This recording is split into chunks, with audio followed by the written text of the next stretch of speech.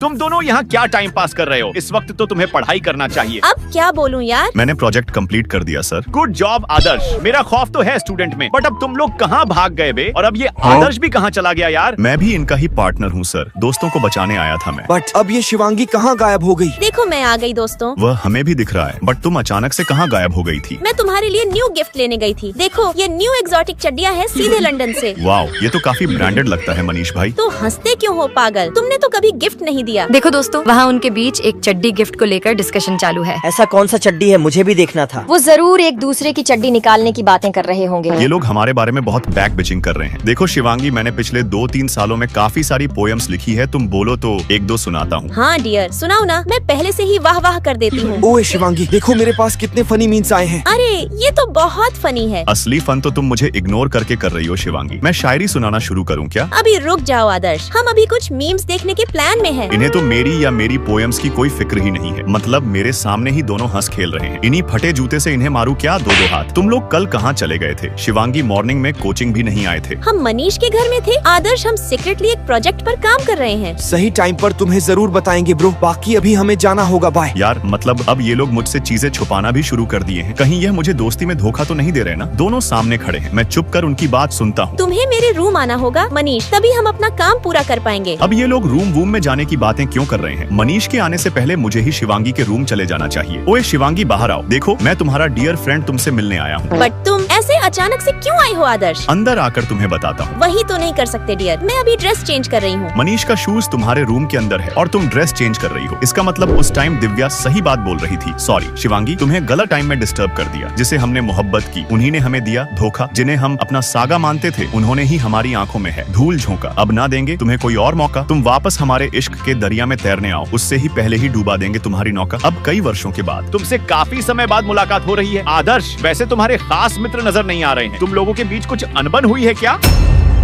It's okay बेटा, 3 दोस्तों के बीच अक्सर लड़ाइयाँ हो जाती है। बट हमारी दोस्ती में ऐसा कुछ भी नहीं हुआ सर। और आप बेवजह लड़ाई पैदा मत करो। एक्चुअली जब मैं अपने दोस्तों से नाराज होकर अकेले घूम रहा था, तब अचानक से आसमान में मुझे आतिशबाजियां होते नजर आई। मैंने उन्हें देखकर सोचा, फिर तभी वहाँ शिवांगी और मनीष आ पहुँचे, वह भी हाथों में बर्थडे केक लेकर। तुम्हें भले ही अपना बर्थडे याद ना हो, बट हमें तुम्हारा बर्थडे अच्छे से याद है डियर। हमने देखा था कि तुम्हारा शूज बहुत फट चुका था, फिर हमने तुम्हारी शूज के साथ एक पिक्चर क्लिक करी और तुम्हारे लिए न्यू शूज ले लिया। I am sorry and thank you यारों। और कुछ इस तरह हमने पूरी जनता के साथ आपको भी कंफ्यूजन में डाल दिया था सर। सर बुद्धू सर ही। अरे बच्चों, तुम लोग आज भी उतने ही बदतमीज हो। और कुछ इस टाइप हमारी दोस्ती का एक चैप्टर कुछ खुशी और कुछ गम के पलों के साथ खत्म हुआ और दूसरा चैप्टर शुरू हुआ, जिसमें शिवांगी बहुत सहमी हुई मासूम लड़की बन चुकी है। ये लिफ्ट 2 में क्यों अटक गया है? तुम्हें कुछ पता है क्या लड़की? नहीं सर, मुझे कुछ नहीं पता। तो फिर इस लिफ्ट के बटन काम क्यों नहीं कर रहे हैं? दबाओ इन्हें। ये तो बहुत घटिया इंसान है, बेचारी शिवांगी को डरा रही है। मैं स्कूल लाइफ के बाद इतना टूट गई हूँ कि मुझे इस जिंदगी में कोई इंटरेस्ट ही नहीं बचा। मैं लिफ्ट में ही सो जाती हूँ। बट वेट आदर्श, तुम यहाँ? अरे शिवांगी, तुम यहाँ मेरे शहर में। तुम्हें 5-6 साल बाद देख रहा हूँ। तुम कहाँ गायब थी अब तक? अब तुम्हें कैसे बताऊं कि जब मैं स्कूल के बाद घर गई तो माँ ने मुझे रिटर्न शहर भेज दिया ताकि मैं यहाँ कुछ जॉब करके पैसे कमा सकूं। बट जितने एक्साइटमेंट में मैं इस शहर आई थी वो कुछ ही टाइम में पूरा खत्म हो गया। सभी लोग मुझसे दूर भागने लगे कि जैसे मुझसे गोबर की बदबू आ रही हो। अब तुम भी मेरे साथ मत रहो, नहीं तो वह तुम्हें भी गाँव का समझेंगे। रुको शिवांगी, मैं तुम्हें न्यू आईफोन देना चाहता हूँ। वाओ आदर्श, ये तो ओरिजिनल लगता है। बाकी अब मैं अपने गर्ल्स हॉस्टल चली जाती हूँ। तुम हमारे साथ फ्रैंक होकर रह सकती हो जाना, हम अच्छे लोग हैं। आओ दिव्या, हमने काफी टाइम से साथ में बैठकर गर्ल्स वाली बकवास नहीं करी। कुछ करते हैं ना, बंटाई मजा आएगा। मुझे नहीं लगता मैं उनके साथ अच्छे से घुल मिल पाऊंगी। तुम ओवर थिंकिंग मत करो शिवांगी। जैसे हम स्कूल के वक्त सभी के साथ फ्रेंकली हो जाते थे, सेम वही चीज अभी करना है। स्कूल टाइम अलग था आदर्श। तुम ऐसा क्यों सोचती हो शिवांगी? तुम बस थोड़ी सहम गई हो। याद करो कि हम तुम कितने मस्तीखोर हुआ करते थे। तुमने मुझे मनीष के साथ मिलकर कितना बड़ा सरप्राइज दिया था। तुम वही मस्तीखोर शिवांगी हो। हाँ आदर्श, मैं वही हूँ। चलो फिर अब शॉपिंग करें। ये कुछ ड्रेस बेस्ट हैं जो तुम्हें ट्राई करके देखना होगा। ओके आदर्श, मैं अभी आती हूँ। और चलो बताओ। नहीं, इसमें कुछ खास मजा नहीं आ रहा। फिर ये वाली कैसी लग रही है? इसमें भी कुछ मजेदार बात नहीं है। यार अब तुम्हें कोई ड्रेस अच्छी लगी नहीं रही तो मुझे अपने पुराने लुक में वापस आना होगा। बताओ मैं इस फ्रॉक में कैसी लग रही हूँ? आँखों में तेरी